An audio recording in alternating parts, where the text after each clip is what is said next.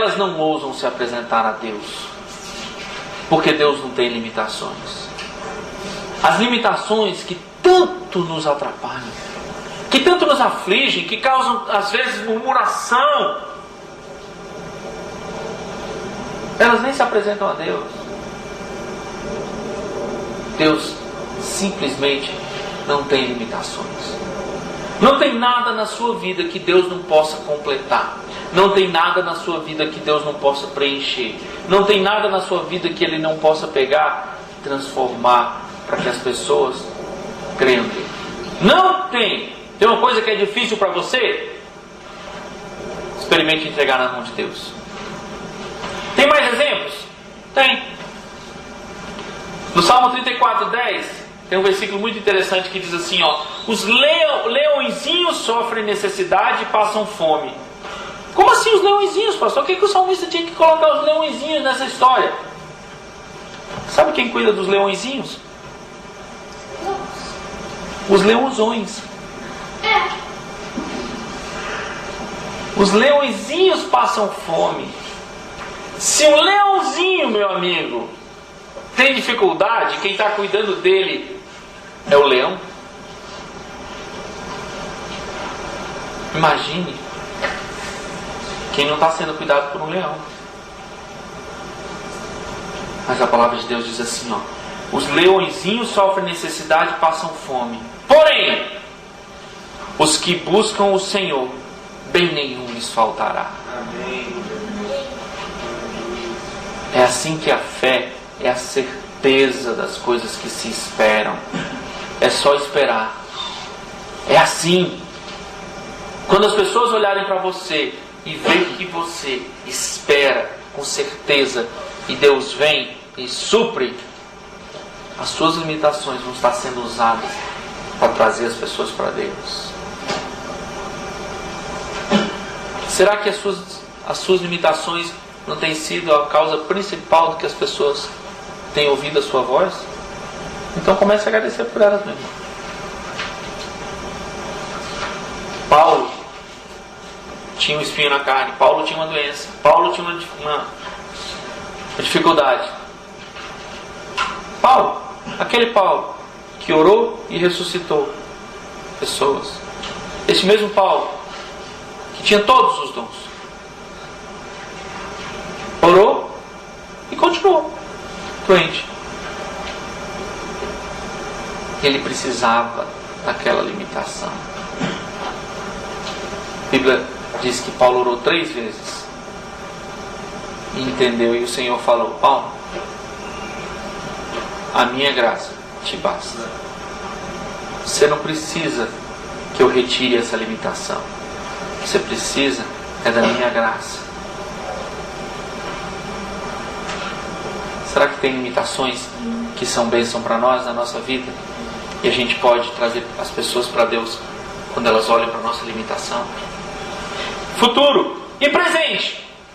Que tal esse versículo do Salmo 34, que nós lemos hoje no começo do nosso culto? Perto está o Senhor dos que têm o coração quebrantado e salva os de espírito oprimido. Meu irmão, minha irmã, você consegue crer que Deus está perto de você no presente? Você consegue sentir, ouvir a voz dele, perceber pelas coisas que estão te acontecendo que o Senhor está perto? É a convicção de... Mas eu não estou vendo, pastor. Mas fé é a convicção das coisas que se não veem.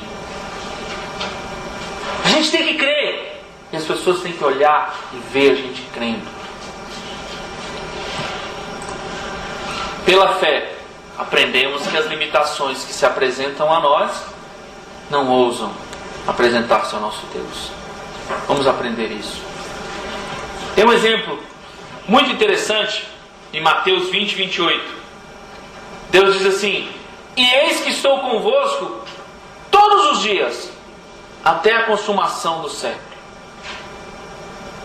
Você quer uma promessa mais linda do que essa? De que Ele vai estar convosco todos os dias? Mas pastor, será que esse é futuro? Eu também fiquei em dúvida. Decidi colocar ela no presente também. E eis que estou convosco todos os dias, Mesmo que você não veja, Deus está com você todos os dias. Creia. A nossa fé tem que ser convicção disso. Eu tenho que crer. Eu sei disso. Quando as pessoas observarem você crendo nisso, elas vão querer conhecer o seu Deus. Elas vão querer conhecer o meu Deus. Lembra da parábola da multiplicação dos pães e peixes? Muitas coisas a gente pode aprender na parábola da multiplicação dos pães e peixes. Muitos. Nós podíamos programar até o final do ano só sobre a parábola da multiplicação dos pães e peixes. Mas tem algo específico sobre a fé que nós podemos aprender muito claramente lá. Um menino, um rapazinho, estava lá, ouvindo Jesus. Jesus pregando, simplesmente o sermão do monte, né? E Jesus pregando. Com certeza, a mãe do menininho, que isso é coisa de mãe, preparou um lanchinho para ele. Preparou um lanche. Deve ter olhado assim, esse negócio, isso vai longe, eles vão começar lá e esse menino vai ter fome, vou fazer um lanchinho para ele. Mãe não é assim?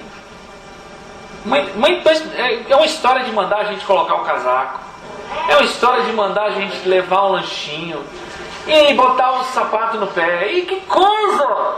E a mãe sempre se preocupando com a gente. E eu imagino que a mãe olhou para esse menininho e disse assim: esse menininho vai ter fome, vou mandar um lanche para ele. E mandou um lanche, 5 pães e 2 peixinhos. Fica imaginando o tamanho desses peixinhos. Foram 2 peixinhos, 5 pães e 2 peixinhos. Tá bom o lanche, não era? O lanche estava legal, ele ia comer bem. E aí Jesus perguntou: o que vocês têm para alimentar essa multidão? Como que esse menino chegou? Fico imaginando como que ele chegou. Porque ele perguntou aos discípulos, ele não perguntou para a multidão: e aí vocês? O que vocês trouxeram? Não. Perguntou aos discípulos: o que nós temos? Um discípulo veio e apresentou o lanche que a mãe do menino preparou para ele. Que coisa! Que fé esse menininho teve, né? Porque uma coisa é você repartir o seu lanche com o seu amigo, mas com 5.000 pessoas? 5.000 pessoas?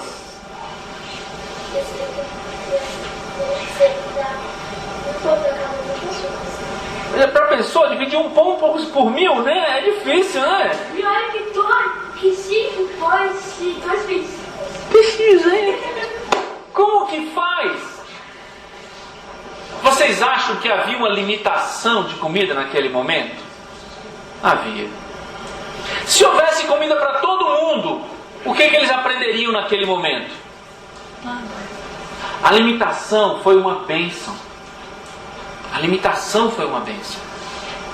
Através daquela limitação, Jesus mostrou que Ele era Senhor de tudo. Ele mostrou muitas coisas. Ele ensinou muito através daquela limitação.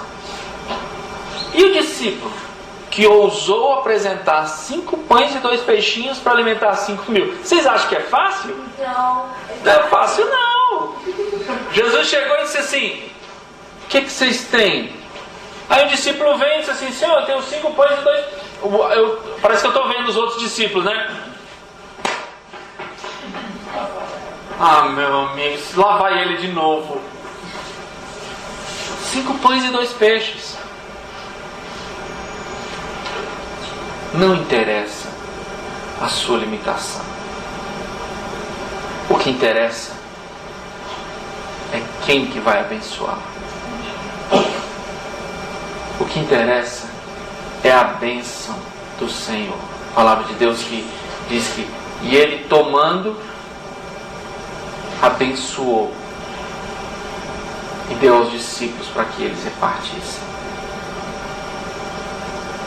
O que interessa não é o número de pãezinhos, nem o número de peixinhos, mas é se Jesus vai abençoar o que você tem para ofertar.